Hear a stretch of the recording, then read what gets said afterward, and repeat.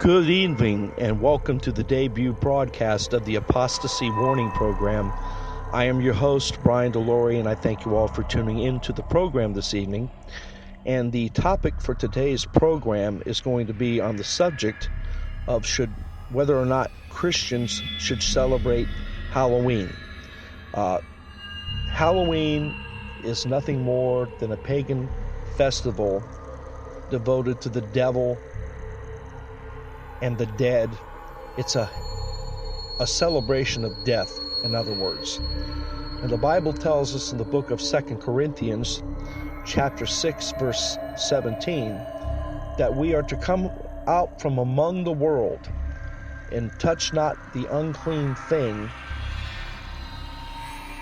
and God will receive us if we will do that. But that is a command from Scripture.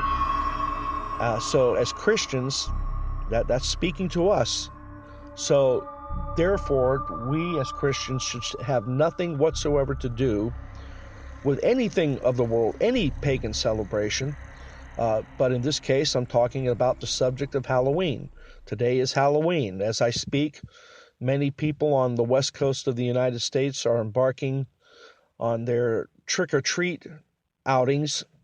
And that's, of course, what most people believe Halloween is all about.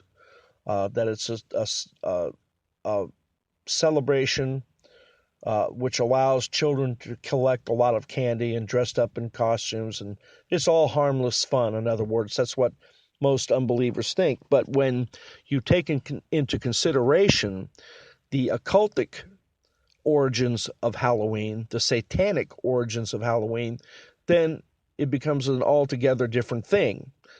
Now, even though a lot of Christians are well aware of the occultic origins of Halloween, they still think there's no harm in participating and celebrating that holiday. Well, I disagree based on the verse of Scripture I just read for you. These are holidays that are devoted to the devil, and there is a certain spiritual pollution one becomes contaminated with when they are involved with things that are of the devil or of the world system. Halloween has been commercialized, but when you go to the grocery store or some drugstore, they have the candy out there and all the symbols of Halloween: witches, ghosts, skeletons, tombstones. Again, by that very symbolism alone, it's a holiday that's devoted to celebrating death. You know that. And of course, again, its origins are satanic. And so therefore, based on the previous verse of Scripture I just read for you, there's no reason for a Christian to be celebrating this holiday. And I'm going to get into just very briefly some of the things I just spoke about that have a significance, a spiritual. How shall I put it? There are practices or customs that are born out from the occult. For example, on Halloween, not we all, but children mostly, dress up in costumes. They think it's fun to dress up in costumes. Some dress up like witches, some dress up like ghosts, some dress up in other outfits. It doesn't matter. The practice of dressing up in those costumes comes from the belief at one time, and this goes back hundreds of years, where people actually believed that on Halloween, the spirits of the dead left their graves and would come back to their former homes to haunt them. So in order to ward off these evil spirits or to frighten them away, the occupants of their former homes would dress up in costumes, or they would sometimes carve a face in a pumpkin and place a candle in the middle of a pumpkin. That's what's known as a jack-o'-lantern.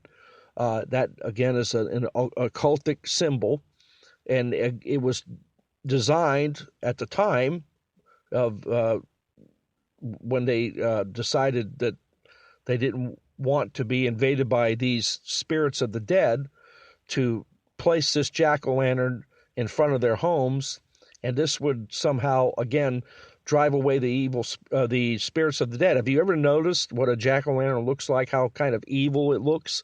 Well, that's the reason. They wanted to make it look that way in order to frighten away the spirits of the dead.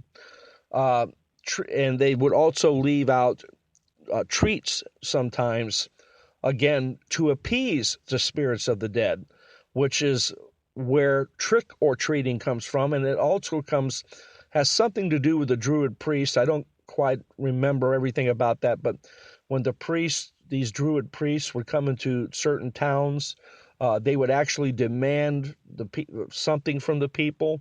And if they didn't receive what they demanded, then they would do evil things to them, up to killing them. So it's, again, another evil practice that is associated with Halloween as we celebrate it today. And again, we should stay away from these things as Christians. We have no business participating in pagan holidays. And some might even point out to me, I've had these conversations before, and people say, well, what about Christmas? And I fully agree. Many times when we celebrate Christmas, I think for the most part, it's no longer celebrating Jesus' birthday. It's just another excuse for getting drunk and attending parties. And of course, you give each other gifts. But there's nothing to do with the birth of Jesus involved in these celebrations for the most part. Now, there are people who celebrate Christmas for that reason, because it's Jesus' birthday. And most of the time, to the best of my knowledge, the people who celebrate it for that reason, they put up manger scenes, which obviously have to do with the birth of Jesus, and they put up a gold star over the manger scene or something like that. I think that's perfectly acceptable if that's the purpose for which you are celebrating Christmas. But just to celebrate Christmas as a time to get drunk and party and give each other gifts, I think that's absolutely wrong. But getting back to Halloween, another pagan holiday, that's all it is, a holiday devoted to the dead, a holiday devoted to the devil. I believe as Christians we should stay away from it. Now, one of the major problems most people have is they have children.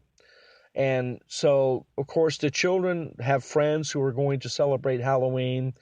And what child wouldn't want to celebrate Halloween? You can certainly understand them wanting to do so.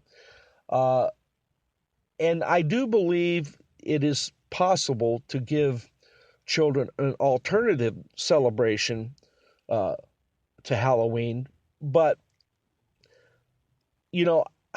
I was once one who believed that you could give people an alternative to celebrating Halloween for their children. And one of the things I thought that would be perfectly fine to do, bob for apples and, dress up as biblical characters. Well, bobbing for apples, as it turns out, is an occultic practice from way back in the old times. How far back it dates, I do not know.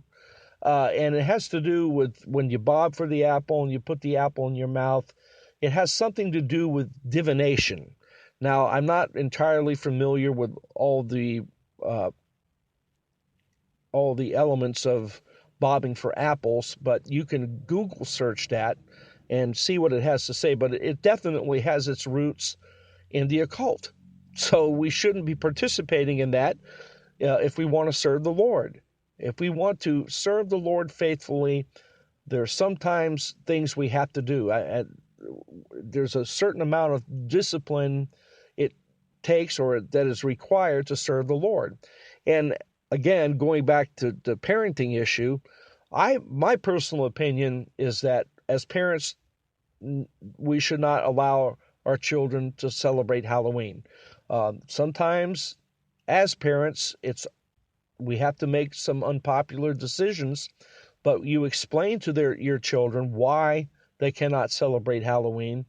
And actually, if you tell them why they cannot celebrate Halloween, if their friends ask them well, why can't you celebrate Halloween? Why can't you go out trick-or-treating or whatever? It actually gives your children an opportunity to be a witness for Jesus Christ and tell their friends, well, listen, we're Christians. Halloween is a day devoted to the devil, to the celebration of wicked and evil things, all the symbolism of Halloween, witches, ghosts, jack-o'-lanterns, skeletons, tombstones, all that symbolism has to do with death. And as Christians, we are supposed to stay away from anything that displeases God. So you're giving your children the answer to give to their friends for why they don't celebrate it, and that answer is actually a witness, being a witness for Jesus Christ. But that's my personal opinion. That's what I would do, because you're not obligated to your children to do things for them that are spiritually detrimental to them spiritually. You're just not supposed to do it. That's my opinion.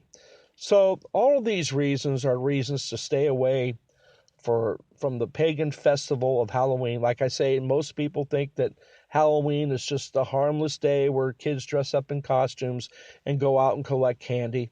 But its origins are very evil and very wicked.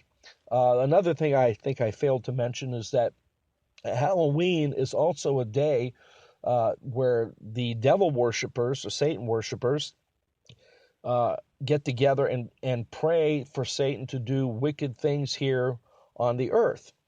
Again, as a Christian, I don't think God would want you to participate in things like that. In fact, when you consider that Halloween is a celebration of death, a day that celebrates the dead, and the book of Deuteronomy tells us, chapter 18, that we're not supposed to participate in anything where we're supposed to be communicating with the dead. I think these verses of Scripture that I've given you are very good reasons why we should just avoid celebrating Halloween.